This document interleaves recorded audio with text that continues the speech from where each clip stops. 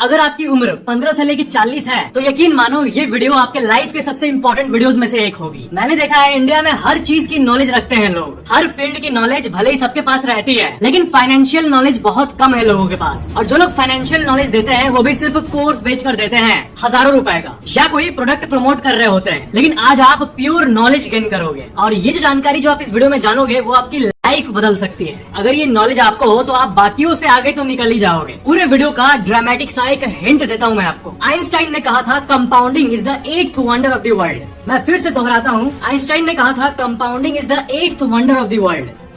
देखो, लाइफ को zoom out करते हैं और शुरू से शुरू करते हैं। हम में से हर कोई पैसा कमाता है, राइट? कोई स्टूडेंट है जो कि अभी पढ़ रहा है, आगे जाके कमाएगा, और कई लोग ऐसे हैं जो कि ऑलरेडी कमा रहे हैं। अब आपके पास जो भी पैसा आ रहा है, मान लो 100 रुपए आए, 1000 रुपए आए, या 10,000 रुपए आए, लाख आए, करोड़ आए, पैसे को ठीक से रखना एक कला होता है, एक आर्ट होता है। पैसा कमाना बड़ी बात नहीं होती है, पैसे को ठीक से रखना वो बड़ी बात होती है, और पैसे को ग्रो करना बड़ी बात होती है। और चिंता मत करो, मुझे पता है आप जितने भी फाइनेंशियल वीडियो देखते होंगे ज्यादातर में गिमिकी नॉलेज होती है कि ये कॉइन खरीद लो, वो खरीद लो, वो सब नहीं, बल्कि ऑथेंटिक नॉलेज होनी चाहिए सबको, बिना किसी गिमिकी चीज के। Actual true to the base knowledge. तो जो भी पैसा इंसान कमाता है उसको रखने के कितने तरीके होते हैं। हम एग्जांपल लेते हैं, मान लो एक इंसान ने 10 लाख रुपए कमाया। पहला तरीका है कैश, राइट? 10 लाख कमाया, उसको घर में रख लो, कैश। दूसरा तरीका जो कि हमारे भारत के मेजोरिटी लोग करते हैं वो है बैंक्स। बैंक्स में एफडी, फिक्स्ड डिपॉजिट्स, यानी बैंक्स को पैसा देना। क्योंकि भारत में आज तक किसी सरकार ने बैंक को डूबने नहीं दिया है। मतलब बैंक डूबा है लेकिन उसका रिकवरी करके, उसको मर्ज करके, कुछ न कुछ करके बचा लिया है। तो बैंक में पैसा रखना ये दूसरा तरीका हो गया। तीसरा है गोल्ड, यानी सोना। पैसे आए, 10 लाख आए और आपने उसे सोने के रूप में खरीद लिया। सोने को करेंसी ऑफ द गॉड्स कहा जाता है। मतलब इस दुनिया में क्या कुछ नहीं डूब जाए, मान लो कि हर सेक्टर डूब जाए, सरकार गिर जाए, रियल एस्टेट गिर जाए, स्टॉक मार्केट गिर जाए, आफत आ जाए, प्रलय आ जाए, लेकिन सोना का वैल्यू तब भी होता है। ऐसा इसलिए क्योंकि सोना हजारों सालों से यूज किया जाता आ रहा है, और सोना धरती पे बहुत ही ज्यादा लिमिटेड है। हाँ, जब तक कि कोई एस्ट्रॉइड को जाके माइनिंग न कर ले, हटा वो दूसरा बात है। चौथा रूप है पैसे रखने का, रियल एस्टेट। 10 लाख आए, उसका आपने कोई फ्लैट खरीद लिया। 10 लाख में तो बाथरूम के बराबर भी फ्लैट नहीं मिलेगा वैसे, लेकिन एग्जाम्पल ले लेते हैं कि आपने पैसे को घर के रूप में बदल दिया। इसके बाद जो तरीका है पैसे रखने का वो है स्टॉक मार्केट। और आप कितना भी जाके हिस्टोरिकल एनालिसिस कर लो, आपको ये पता चलेगा कि इकोनॉमी में इन्वेस्ट करना सबसे ज्यादा बेनिफिशियल होता है किसी के भी लिए। कि इकोनॉमी में इन्वेस्ट करने से,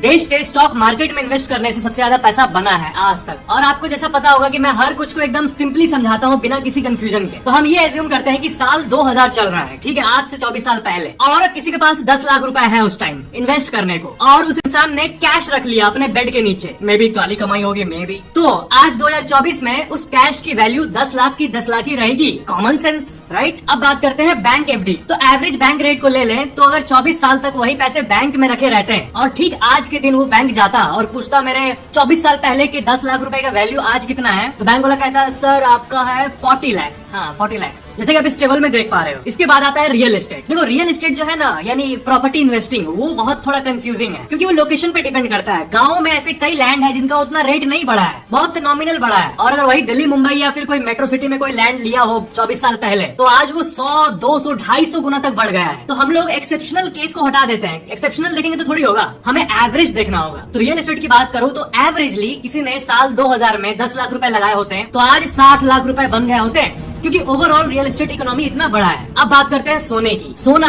करीब 1 करोड़ का हो गया होता, क्योंकि सोना का जो वैल्यू है वो अक्सर बढ़ते रहता है, चाहे दुनिया में कुछ भी हो जाए, और सोना का रेट ज्यादा देर तक रुका हुआ नहीं रहता है, ऊपर ही भागता है। लेकिन अगर वही भारत के इंडेक्स यानी निफ्टी 50 में किसी ने इन्वेस्ट किया होता तो वही 10 लाख 1.5 करोड़ रुपए से ज्यादा बन गए होते। यानी यहाँ पर पैसे लगभग 18 गुना मल्टीप्लाई हो गए हैं 24 सालों में। अब ये जो चीज है ये बहुत ही अजीब सी चीज है। मैं क्या बोल रहा हूँ, एक आम इंसान अगर स्टॉक मार्केट में इन्वेस्ट करता है और वो शॉर्ट टर्म वोलेटिलिटी को देखता है, यानी मान लो आज किसी ने इंडियन स्टॉक मार्केट में पैसा लगाया और 6 महीने बाद मार्केट थोड़ा डाउन हो गया, तो फिर लोगों को ये लगने लगता है कि अरे ये मेरा मेहनत का कमाया हुआ पैसा जा रहा है, डाउन हो गया, इससे अच्छा तो बैंक एफडी था। लेकिन बात यह है कि अगर वेल्थ बिल्ड करना है तो इंसान को शॉर्ट टर्म के बदले लॉन्ग टर्म सोचना होगा। ये सोचना होगा कि 20 साल बाद क्या होगा। असल में नैरो फोकस, छोटा दिन का फोकस अगर कोई इंसान लेके चले तो वेल्थ ठीक से नहीं ग्रो हो पाता। आप ये मत भूलना कि लास्ट 24 सालों में 2 बार मार्केट क्रैश भी आ चुका है। साल 2008 इस मॉडर्न टाइम का सबसे सबसे भयंकर मार्केट क्रैश था, और दूसरा क्रैश था कोरोना पीरियड। कोरोना में भी मार्केट क्रैश हुआ था। तो ये दो क्रैश को इंक्लूड करके इतना पैसा बढ़ा है। अभी तो सबसे मैजिकल बात मैंने आपको बताया ही नहीं है। ये जो रिटर्न दिया है निफ्टी 50 ने, ये भारत की टॉप कंपनीज के रिटर्न है, यानी जो बड़ी कंपनीज होती है, जिसके बड़े बड़े ऑफिसेस होते हैं, उसने ये रिटर्न दिया है। लेकिन आप ये मत भूलना, भारत सिर्फ बड़ी कंपनियों से नहीं चलता है, हजारों छोटी कंपनीज भी भारत को पावर दे रही है। अब आप ये बताओ कि एक 22 साल के लड़के का हाइट ज्यादा बढ़ेगा या फिर छोटा सा 5 साल का लड़का का हाइट ज्यादा बढ़ेगा? इसका हाइट बढ़ेगा बच्चे का, राइट? वैसे ही जो स्मॉल कंपनीज होती है इंडिया में, उसका अगर हिस्टोरिकल डेटा देखें हम, तो वो भी एक्सेप्शनल है। और हम लोग साल 2000 से लेके 2024 तक कंपेयर किए थे, 24 साल का लार्ज के मामले में। तो क्योंकि स्मॉल का डेटा 2004 से अवेलेबल है, तो हम लोग ठीक एकदम एग्जैक्ट 20 साल का देखते हैं, एकदम सिंपल। साल 2004 से साल 2024, तो सिर्फ 20 सालों में ही बीएसई स्मॉल कैप इंडेक्स है एक, वो 1000 के बेस वैल्यू से लॉन्च हुआ था, और आज उसका वैल्यू पता है कितना है? 54,000 बीएसई स्मॉल कैप, यानी ये इंडेक्स 54 टाइम्स बढ़ा है। इसका मतलब ये हुआ कि अगर वही इंसान जो 10 लाख कमाया था, वो भारत की छोटी कंपनीज में डाल के भूल जाता, और आज अभी जब आप वीडियो देख रहे हो, अभी अपना डीमैट अकाउंट चेक करता, तो 5 करोड़ 40 लाख रुपए में बदल गया होता। अब ये कोई छोटी बात नहीं है। मुझे लगता है जो इसके बारे में नहीं जानता वो बहुत बड़ा बेवकूफ है। लोग बैंक्स में फंसे रहते हैं और उनको ये नहीं पता कि देश के इकोनॉमी में कंट्रीब्यूट करने का बेनिफिट क्या है। मैं ये नहीं कह रहा कि बैंक्स खराब है, देखो बैंक्स का भी पर्पस होता है। हम जितना भी कमाते हैं उसका अच्छा खासा हिस्सा सेफ एसेट्स यानी बैंक एफडी वगैरह में होना चाहिए, लेकिन कुछ पैसे इनमें भी लगना चाहिए, और वो भी सारे रिस्क को जानते हुए। और हिस्टोरिकल डेटा यानी पास्ट डेटा का एनालिसिस ये कहता है कि स्टॉक मार्केट में जो पैसा लगाने का रिस्क है वो ज्यादातर शॉर्ट टर्म होता है, यानी आज किसी ने पैसे लगाया तो हो सकता है कि 1 साल बाद वो पैसा उतना ना बढ़े, या फिर घट जाए में भी,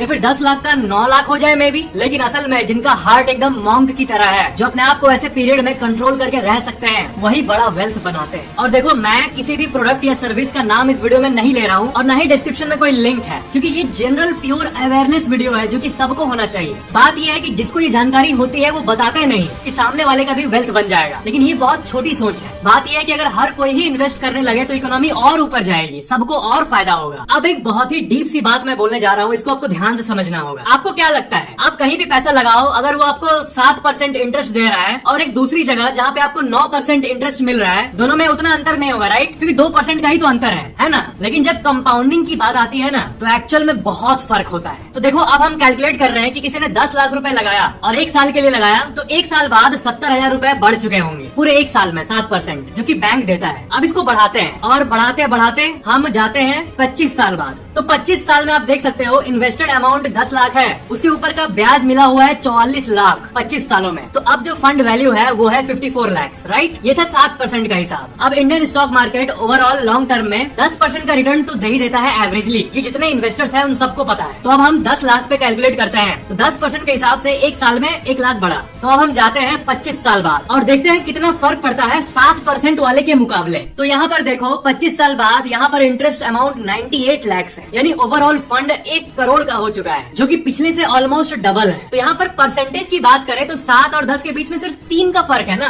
लेकिन अमाउंट के बीच में डबल है। तो ऐसा नहीं है कि 7% कोई बैंक दे रहा है और 14% आपको कहीं मिल रहा है तभी अमाउंट डबल होगा, ये नहीं काम करता है ऐसे। 1% बहुत ह्यूज डिफरेंस ला सकता है। अब आपको ये समझाने के लिए सिर्फ 2% और बढ़ाता हूँ, तो 10 लाख पे 12% को देखते हैं, तो 1 साल में 1,20,000 बढ़ा। अब हम लोग चलते हैं डायरेक्ट 25 साल बाद। तो देखो, यहाँ पर कॉर्पस बन गया 1.7 करोड़, ऑलमोस्ट 1.25 करोड़ के आसपास, और बढ़ाया कितना? 2%। अब एक गहरी चीज को समझो, बैंक दे रहा था 7%, राइट? अगर मान लो कि स्मॉल कंपनीज में किसी को 7 का डबल 14% का मिला रिटर्न, तो परसेंटेज को देखे तो 14 क्या होता है? 14 होता है 7 का डबल, राइट? लेकिन पैसे को अगर आप देखोगे तो देखो 1 साल में इतना बड़ा। अब चलते हैं 25 साल बाद और अब आप देखो 2 करोड़ 65 लाख रुपए। तो 7 और 14 में इतना अंतर है। 7% में कितना अमाउंट था वो देखो, और 14% में कितना अमाउंट बना ये देखो, यानी परसेंटेज जो है वो डबल हो गया, 7 का 14 हो गया। लेकिन मनी सिर्फ डबल नहीं हुआ, बल्कि वो ह्यूज हो गया। This is the power of compounding, और इसलिए आइंस्टाइन ने कहा था कि compounding is the 8th wonder of the world. और आम लोग इसको समझ ही नहीं पाते कि 1% का वैल्यू कितना होता है, और हम लोग तो बस 10, 12, 14 देख रहे हैं। असल में पास्ट की बात करूं तो कई लोगों ने 10 साल में या लॉन्ग टर्म में 15%, 19% तक का रिटर्न कमाया है। तो उनका कॉर्पस इतना हो जाता है कि हम इमेजिन भी नहीं कर सकते। कंपाउंडिंग सही में मैजिक है। अगर किसी को कंपाउंडिंग के बारे में नहीं पता तो वो लाइफ के सबसे इंपॉर्टेंट चीजों में से एक चीज को मिस कर रहा है। और अब यहाँ पर एक बहुत ही जरूरी बात आती है कि आपने बहुत सारे इन्फ्लुएंसर्स को ये कहते हुए सुना होगा कि इस स्टॉक को खरीद लो,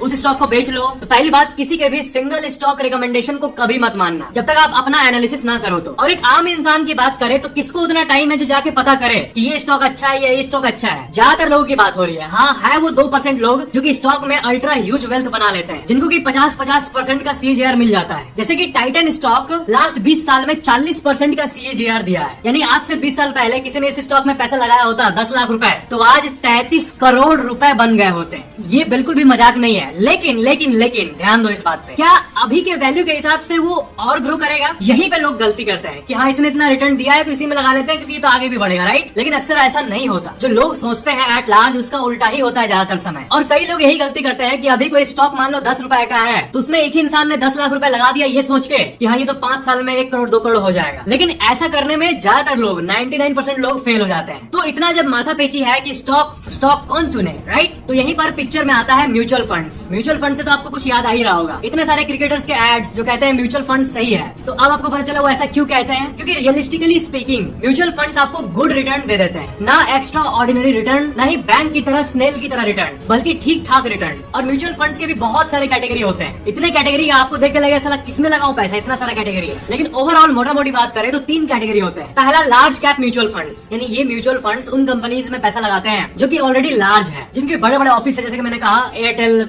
रिलायंस, ये सब, यानी बिग बॉयज में पैसा लगाते हैं। तो इसमें रिटर्न ठीक ठाक मिल जाता है और इसका वॉलेटिलिटी कम होता है। क्या है कि जो बड़े कंपनीज हैं उसका रिटर्न थोड़ा स्टेबल होता है और बाई चांस मार्केट क्रैश जैसा सिचुएशन आ जाए तो ये ज्यादा नहीं गिरते, बट रिटर्न्स भी उतना ज्यादा नहीं देते। सेकंड में आते हैं मिड कैप म्यूचुअल फंड्स, यानी ये मीडियम साइज कंपनी में लगाते हैं जो कि अभी लार्ज नहीं है लेकिन उसमें बढ़ने का स्कोप है, तो ये म्यूचुअल फंड्स थोड़ा ज्यादा रिटर्न दे देते हैं। और तीसरा नंबर पे आता है स्मॉल कैप कंपनीज। आपको याद है मैंने उस बच्चे का एग्जांपल दिया था आपको कि 5 साल के बच्चे का ज्यादा हाइट बढ़ेगा या 30 साल के इंसान का, तो वही लॉजिक यहाँ पे अप्लाई होता है। आपको मैं फिर से बता दूं कि इंडिया में स्मॉल कंपनीज का बहुत बड़ा रोल है इकोनॉमी को बूस्ट करने में, और इन कंपनीज का जो ग्रोथ पोटेंशियल होता है वो बहुत ज्यादा होता है। तो फिर से एकदम रियलिस्टिकली बात करें तो ये सबसे ज्यादा वेल्थ बिल्ड करते हैं, लेकिन लॉन्ग टर्म में रिस्क यही है कि आज अगर कोई पैसा लगाया तो हो सकता है कि 1-2-3 साल में पैसा घट जाए, में भी उतना ही का उतना ही रहे, लेकिन 10 साल 20 साल में ये इतना वेल्थ दे के गया है पास्ट में जिसका कोई हिसाब नहीं। लेकिन स्मॉल कैप म्यूचुअल फंड जो होते हैं या फिर ओवरऑल स्मॉल कैप कंपनीज की भी बात करें तो ये बाजीगरों के लिए होता है, यानी जिनका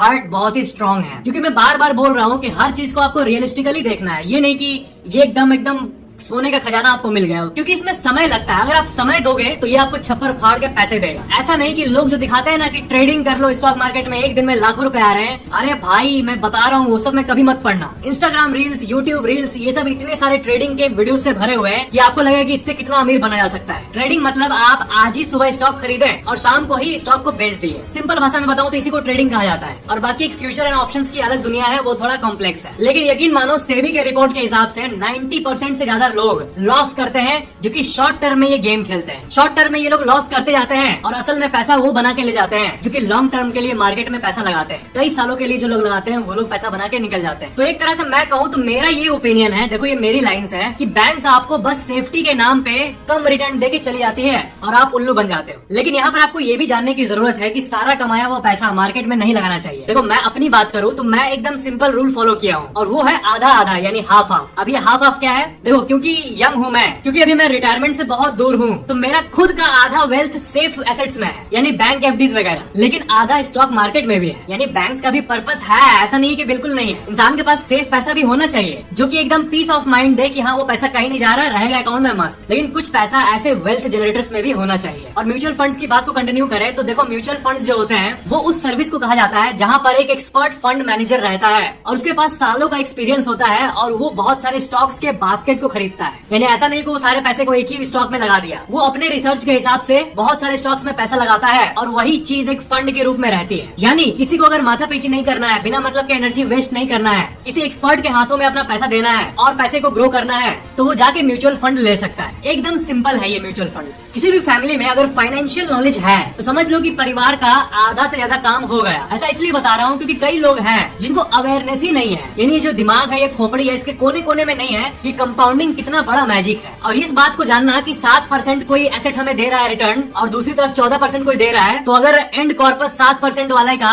50 लाख रुपए होगा तो ऐसा नहीं कि 14% वाले का डबल होगा यानी 1 करोड़ होगा 20 साल में। वैसा नहीं है, बल्कि बहुत फर्क है। ये 14% वाला मल्टीपल करोड़ में चल जाएगा और 7% वाला कहीं नहीं जाएगा। 1% का वैल्यू है। तो अगर आपने अभी तक यहाँ तक वीडियो देख लिया है तो मान लो आप कि आपको बहुत बड़ा नॉलेज मिल गया जो कि आपको लाइफ टाइम हेल्प करेगा। ये आप लिख के रख लो और आज नहीं तो कल आपको इस नॉलेज की वैल्यू पता चलेगी ही चलेगी। तो इस फाइनेंस सीरीज के भी बहुत सारे पार्ट्स आएंगे। अभी तो बस नॉलेज का कुछ बूंद छिड़का हुआ आपके ऊपर। अभी बहुत सी बातें जो कि आपको पता होनी चाहिए। तो अगर आप फाइनेंस में इंटरेस्टेड हो कि हमारे जो नॉलेज का सीरीज होता है जिसमें आपको अलग अलग तरह के नॉलेज मिलते हैं, वो तो है ही ऑफ कोर्स, लेकिन साथ साथ कभी कभी फाइनेंस वीडियोस भी आना चाहिए मेरे हिसाब से। तो वीडियो कैसा लगा नीचे कमेंट जरूर करना और अगर आपका कोई क्वेश्चन है तो नीचे कमेंट जरूर करना। वीडियो को लाइक जरूर करना और अगर आपने अभी तक चैनल को सब्सक्राइब करके ऑल नोटिफिकेशंस पे क्लिक किया हुआ है तब तो ठीक है, डन। लेकिन अगर आपने अभी तक नहीं किया है तो सब्सक्राइब करके बेल आइकन पे क्लिक करके ऑल पे जरूर क्लिक कर लेना ताकि नेक्स्ट वीडियो आपके फोन में सबसे पहले मिल जाए। Thank you so much for watching. मिलते हैं अगले वीडियो में।